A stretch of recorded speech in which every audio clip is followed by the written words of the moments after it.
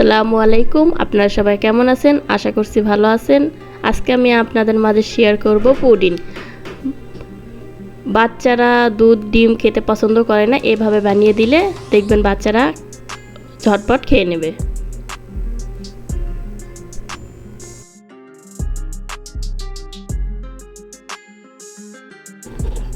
বাসায় এভাবে ট্রাই করবেন।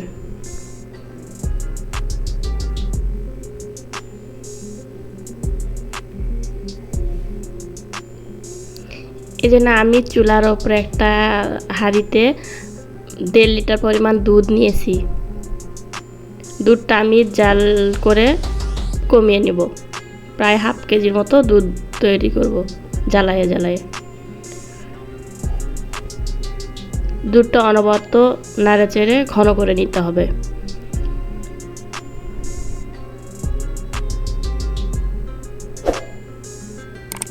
তারপর আমি 2টা সাদা এলাচ দিয়ে দিব। সাদা এলাচ দিলে পুডিংয়ের ফ্লেভারটা ভালো হয়। আর আমি এখন দিয়ে দেব হাফ কাপ পরিমাণের চিনি। তারপর আবার একটা চামচ দিয়ে আমি নেড়ে চেড়ে নেব। তারপর কিছুক্ষণ পর আমি সাদা এলাচের 2 টুকরো তুলে নেব।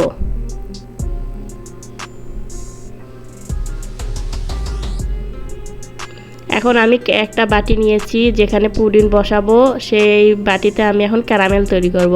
ক্যারামেল তৈরি করার জন্য আমি এখানে 1 চামচ পরিমাণ চিনি দিয়েছি।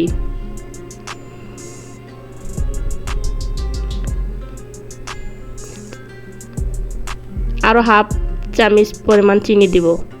তারপর ওই চামচের অর্ধেকটা আমি পানি দিয়ে ভালোভাবে নেড়ে চেড়ে দেব। ক্যারামেল তৈরি করার সময় এটা অনবরত নাড়াচাড়া করতে হবে। নিচে পুড়ে গেলে কালো ক্যারামেলটা ভালো হবে না। ক্যারামেলটা অনবরত নেড়ে চেড়ে লালচে কালার চলে আসা পর্যন্ত এটাকে অনবরত নেড়ে চেড়ে নিতে হবে। আমার ক্যারামেলটা লালচে কালার হয়ে এসেছে।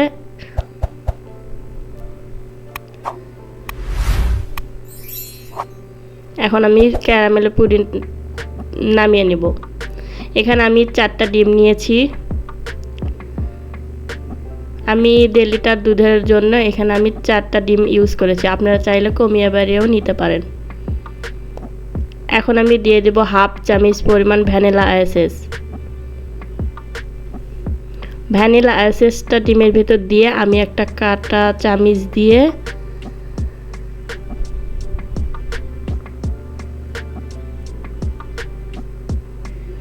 এখন ডিমগুলো ভেঙে নেব।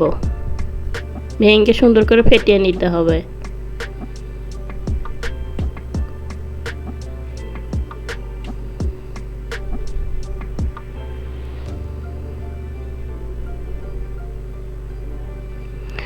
এখন আমি দুধটা ঠান্ডা করে নিয়েছি, ছেঁকে নেব। একটা ছাঁকনি দিয়ে ছেঁকে নেব।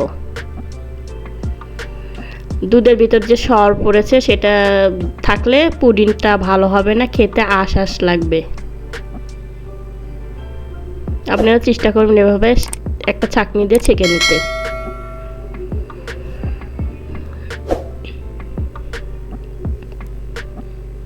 এখন আমি ডিমগুলো ফেটে নিয়েছি। সে দুধের ভিতর ডিমটা ঢেলে সুন্দর করে নেড়ে চেড়ে নেব। এটা ভালোভাবে দুধের সাথে মিশিয়ে নিতে হবে। আমি যে বাটিটা ক্যারামেল তৈরি করেছিলাম, ক্যারামেলটা আমার সেট হয়ে গিয়েছে। এখন আমি দুধটুকু ঢেলে দেব।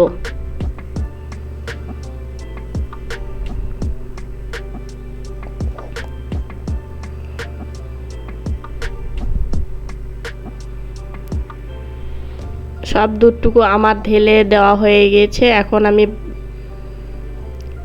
বাটির ঢাকনাটা উপরে দিয়ে ঢেকে চুলাতে একটা ফ্রাই প্যান দিয়েছি। ফ্রাই প্যানটা খুব হেভি। তারপর আমি একটা তোয়ালে আর একটা স্ট্যান্ড দিয়ে বসিয়ে দিয়ে নেব। তারপর আমি এখানে পর্যাপ্ত পরিমাণে পানি দিব। পানিটা বাটির নিচ পর্যন্ত থাকবে, সে পর্যন্ত আমি পানি দেব।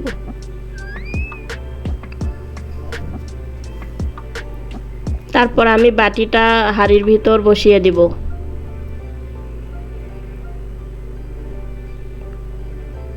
আপনারা দেখতে পাচ্ছেন পানিটা আমার বাটিটার অর্ধেক হয়েছে, পুরোটা দেওয়া যাবে না। একটা ঢাকনি দিয়ে ঢেকে রেখে দেব। তারপর আমি চুলাটা জ্বালিয়ে দেব। আমি চুলাটা হাই হিটে দিয়েছি। তারপর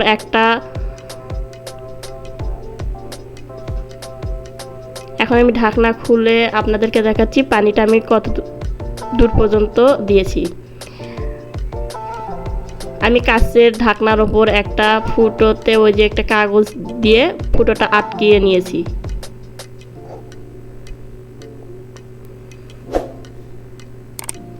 প্রায় এইভাবে আমি 1 ঘন্টা পর্যন্ত জাল করে নেব পুডিংটা।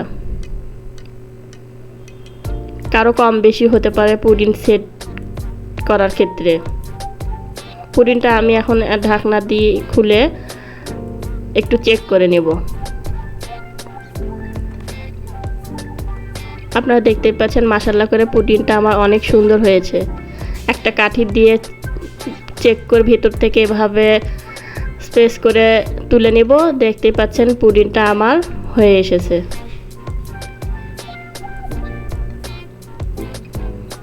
এখন আমি চুলা থেকে নামিয়ে নিয়েছি।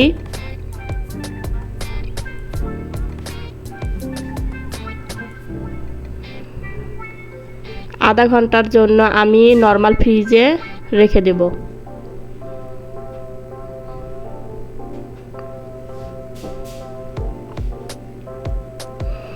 আধা ঘন্টা পর নরমাল ফ্রিজ থেকে নামিয়ে নিয়েছি। এখন আমি পরিবেশন করব। আমি একটা ছুরি দিয়ে মোল্ড আউট করে নেব পুডিংটা।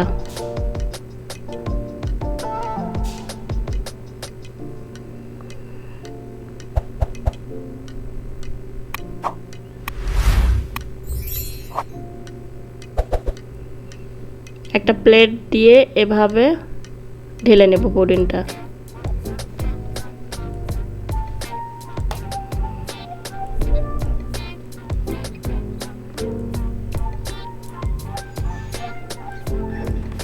আপনারা দেখতে পাচ্ছেন পুডিংটা আমার অনেক সুন্দর হয়েছে, ক্যারামেলটাও সুন্দরভাবে সেট হয়েছে। অবশ্যই বাসায় আপনারা এভাবে ট্রাই করবেন। আমার ভিডিওটি যদি ভালো লাগে লাইক, কমেন্ট, শেয়ার এবং সাবস্ক্রাইব করবেন। নিত্য নতুন ভিডিও পাওয়ার জন্যে বেল আইকনটি প্রেস করে দেবেন।